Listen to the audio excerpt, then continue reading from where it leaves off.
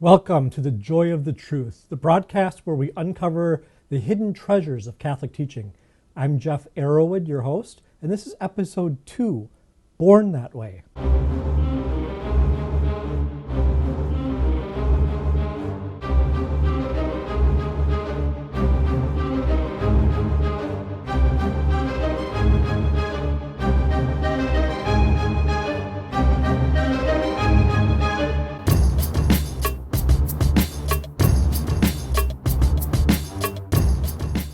Today's topic starts with the question, is there a genetic or a biological cause for some sin?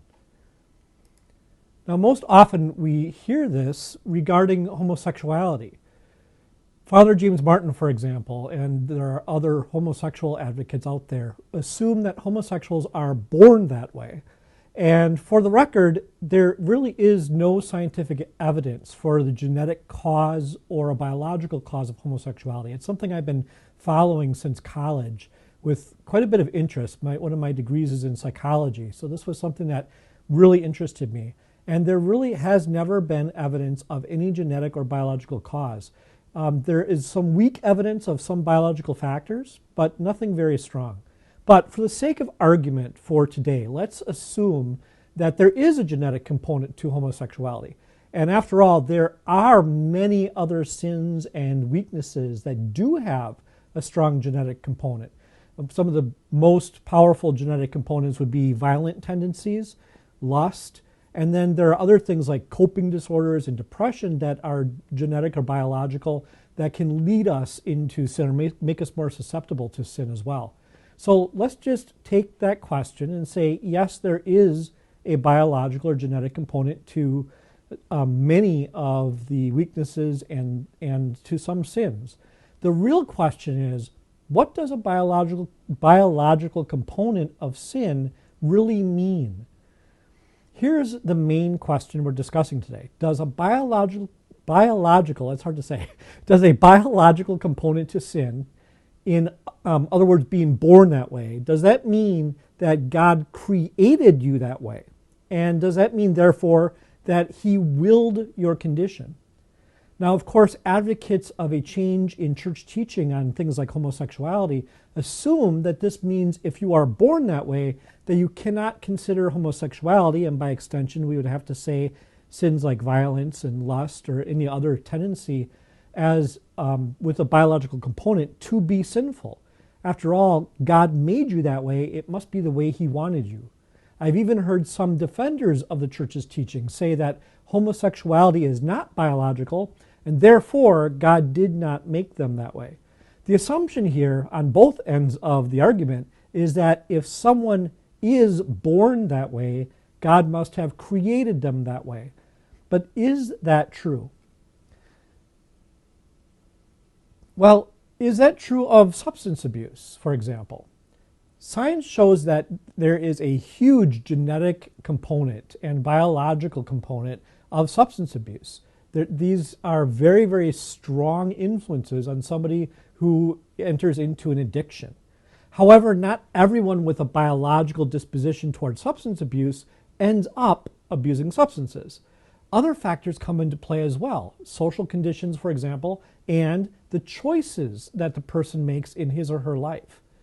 So did God create some people with substance abuse? Does that mean that he willed them to become addicts?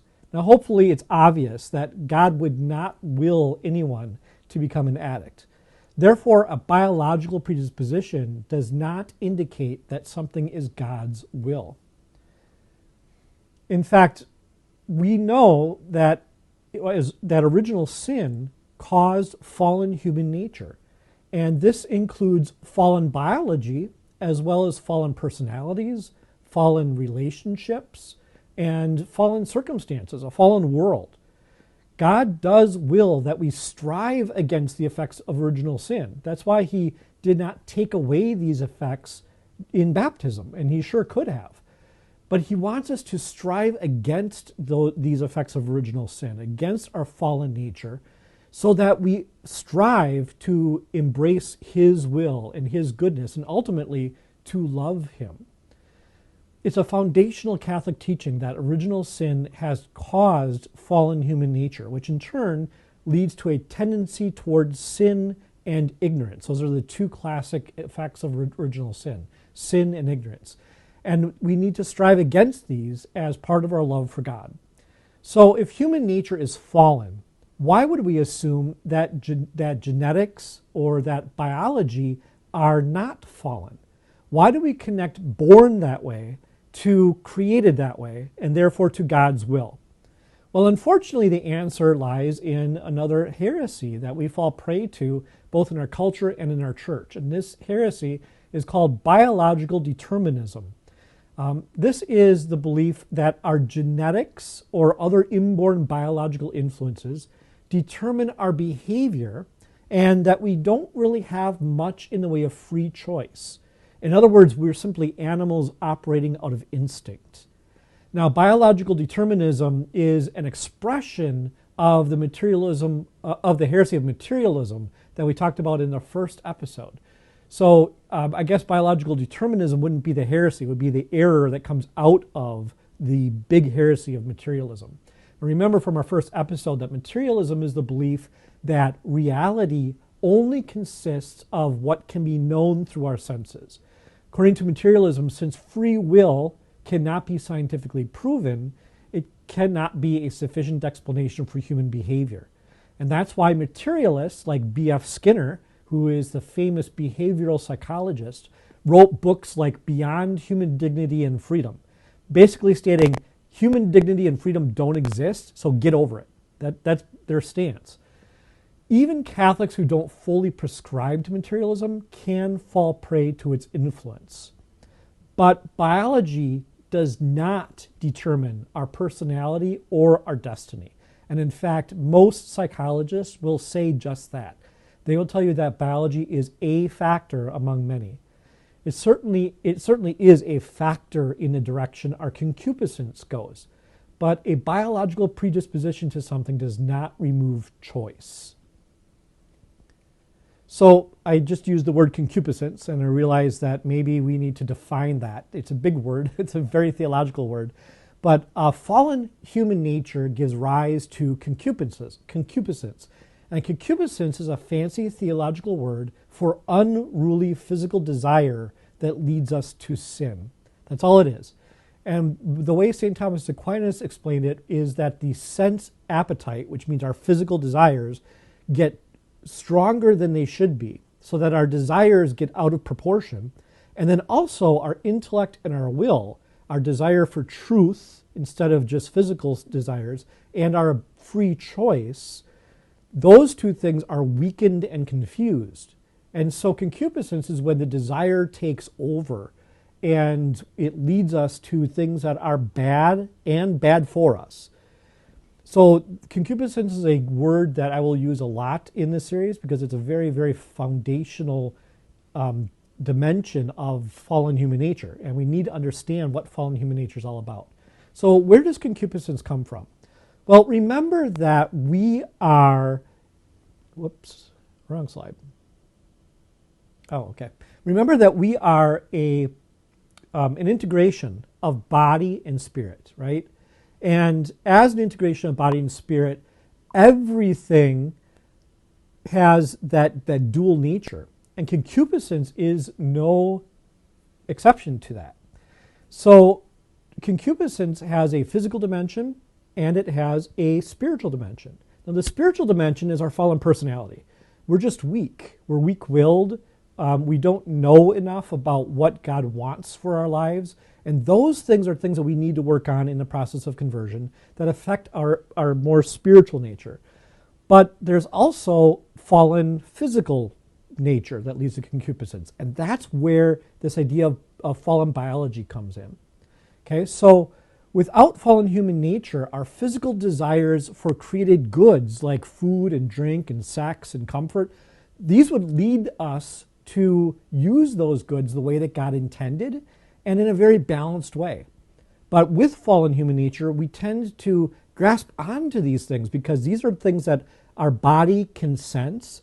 They're easy. We don't have to work for them like we need to work for truth and goodness in the spiritual sense. So concupiscence leads us to take the easy route and to make these physical goods more important than they should be. And sometimes we make them into our false gods. But concupiscence leads us to love created goods more than we should, and that's where it leads us to sin, okay?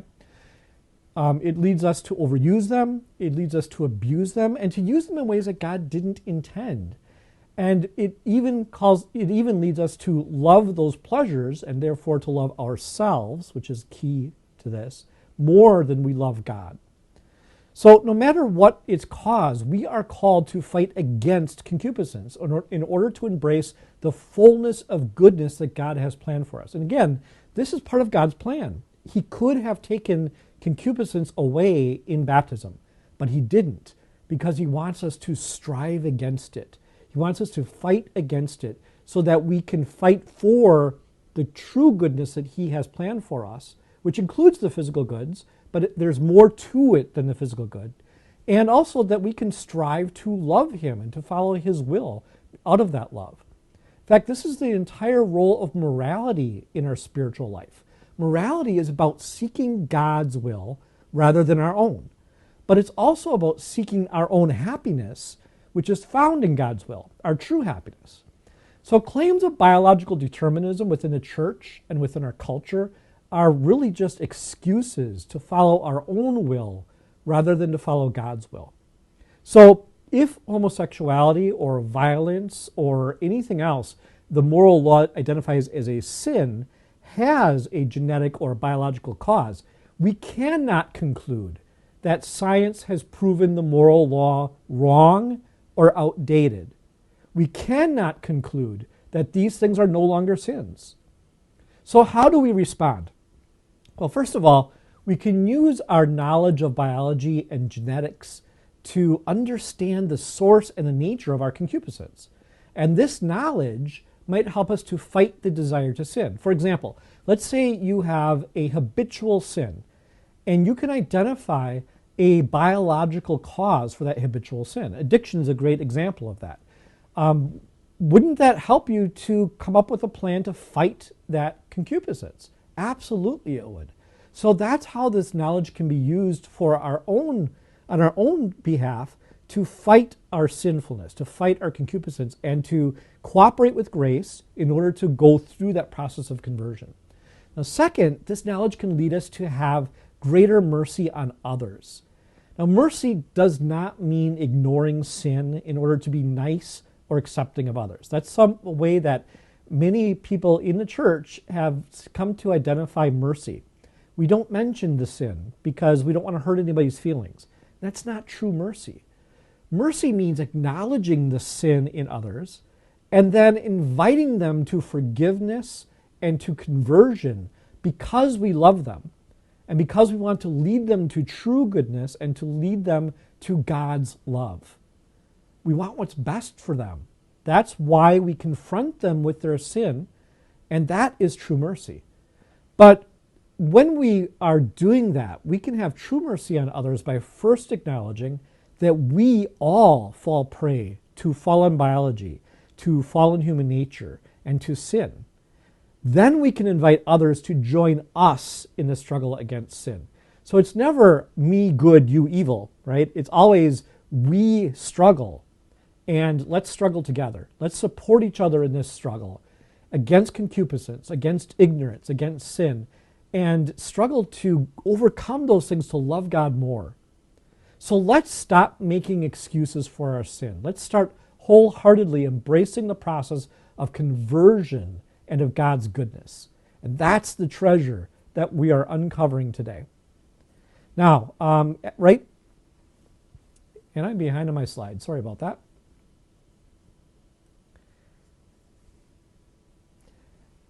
Next week, we are going to talk about the voice of conscience. So we're going to talk about what is the moral conscience and what does it do for us and how does it work.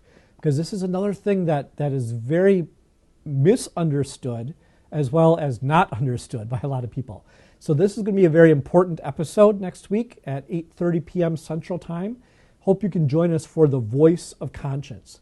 Right after this episode, I will be entering into the members-only Facebook group, and we will do our members only meeting, a weekly meeting. And this week we are continuing in the book From Humdrum to Holy by Father Edward Broom. And we are talking about chapter 8, which is the hour of power. It's about making a holy hour. And it's a very short chapter. It's going to be a lot of fun, but I want to make the point that a holy hour is a goal of the spiritual life. But if you're not there yet, don't feel so bad. We're going to talk about that in the members area. Again, if you are not a member yet and you would like to become a member, just go to abbey.ws/member. Again, it's abbey.ws/member.